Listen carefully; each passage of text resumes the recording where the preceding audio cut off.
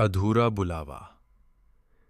ये बात एक छोटे से गांव की है, जहां एक पुरानी मान्यता थी कि आधी रात के बाद अगर कोई आपका नाम पुकारे तो तब तक पीछे मुड़कर मत देखना, जब तक वो इंसान आपके सामने ना आ जाए।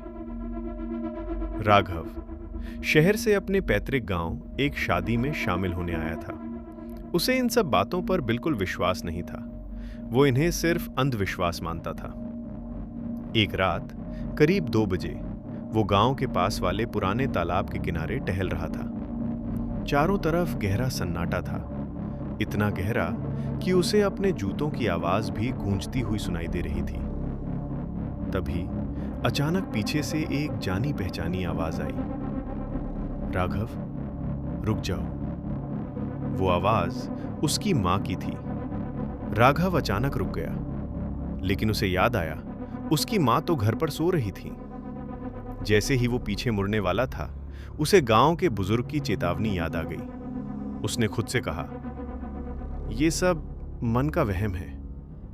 लेकिन फिर आवाज आई, इस बार और करीब, राघव बेटा, मेरी तरफ देखो, मैं यहां गिर गई हूं। अब राघव का दिल जोर जोर से धड़कने लगा।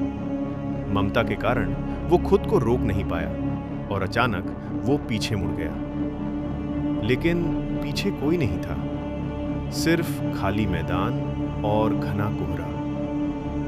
राघव घबराकर घर की ओर भागा और अपने कमरे में जाकर सोने की कोशिश करने लगा। तभी उसके बिस्तर के नीचे से एक आवाज आई, लेकिन इस बार वो उसकी मां की आवाज नहीं थी। वो एक भारी फटी हुई आवाज थी। शुक्रिया राघव, तुमने पीछे मुड़कर मुझे रास्ता दे दिया। राघव ने कांपते हुए नीचे झांका और उसे दिखाई दी सिर्फ 2 जलती हुई लाल आंखें, जो धीरे धीरे उसकी तरफ बढ़ रही थी। अगली सुबह राघव अपने कमरे में तो था, लेकिन उसकी आंखों की पुतलियां गायब थीं, जैसे किसी ने उन्हें अंदर से खींच लिया हो।